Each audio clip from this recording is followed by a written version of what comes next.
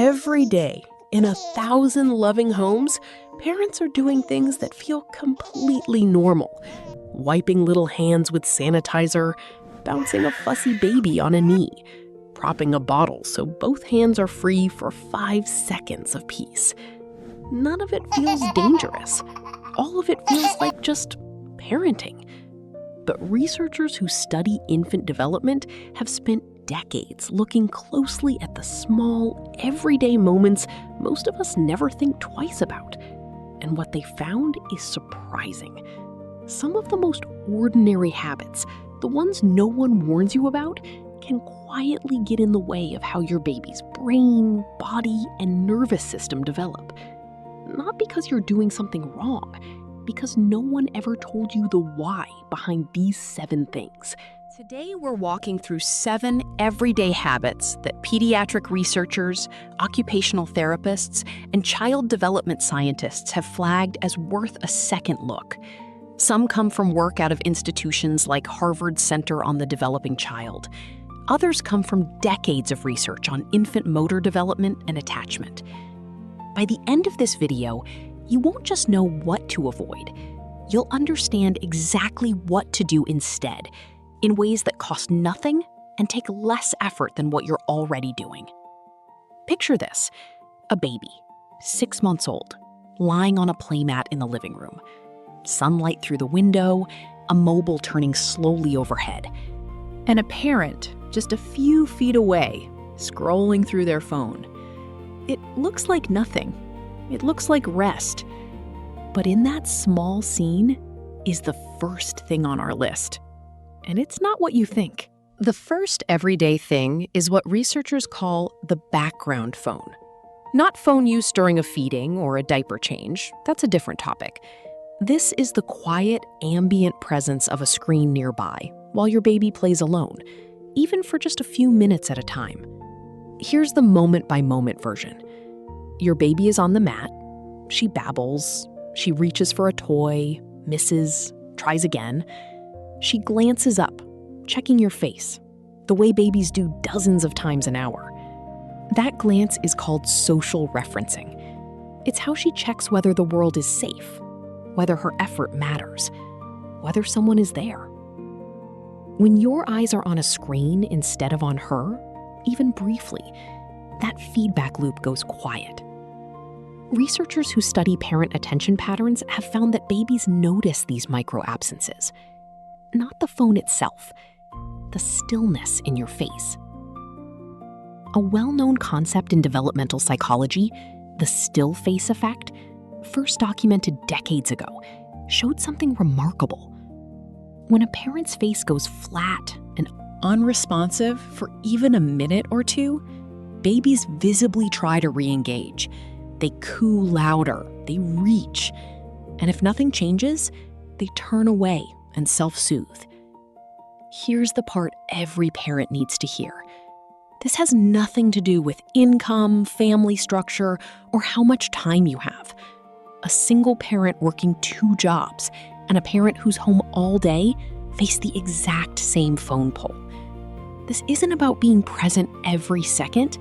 It's about a few small pockets of undistracted attention, scattered through the day. 5 minutes of your full face, fully turned toward your baby, does more for early brain wiring than an hour of educational screen time ever could. Let's go deeper into the second everyday thing, because this one has a real story behind it. In the 1990s, researchers began studying something called container time, the hours babies spend in car seats, bouncers, swings, and carriers, stacked on top of each other across a single day. One study followed infants across a normal week and simply added up the minutes. A mother, we'll call her Elena, thought her son Mateo was thriving. He napped in his car seat carrier, he played in his bouncer while she cooked, he rode in his stroller for errands.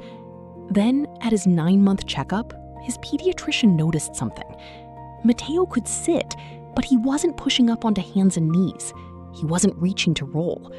His muscles were fine, he simply hadn't had the floor time to practice. Elena panicked. She thought she'd failed him.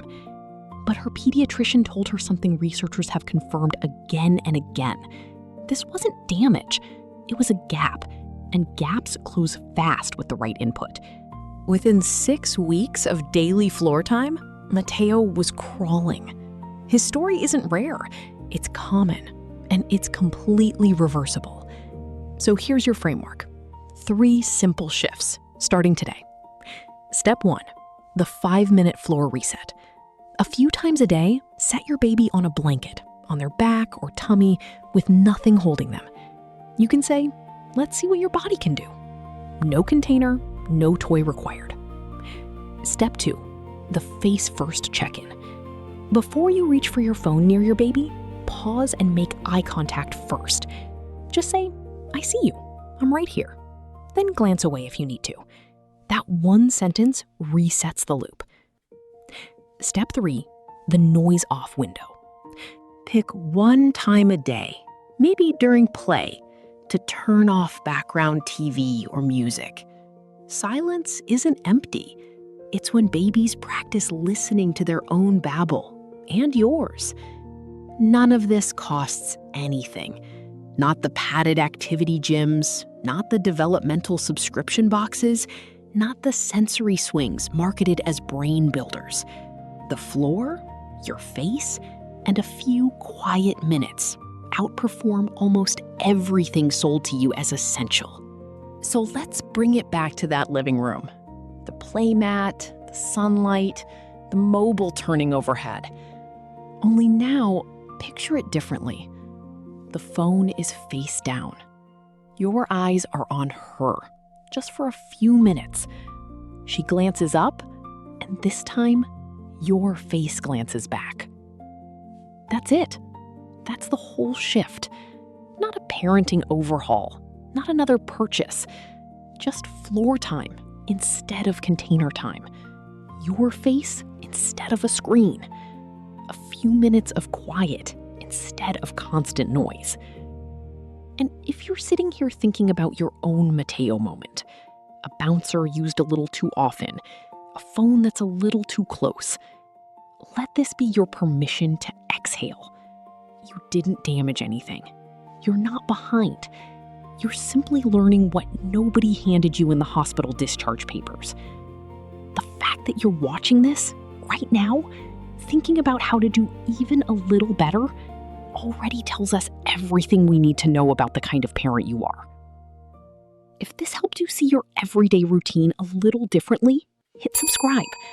We walk through one of these science-backed shifts every single week. No guilt, no gimmicks, just what actually works. And if you know a parent scrolling through their own living room right now, send this their way. It might be exactly what they need today. Because in the end, your baby isn't asking for more stuff. She's not asking for the swing, the subscription box, or the sensory gym. She's asking for your face, your floor, and your 5 minutes. Give her that, and you're already doing it right.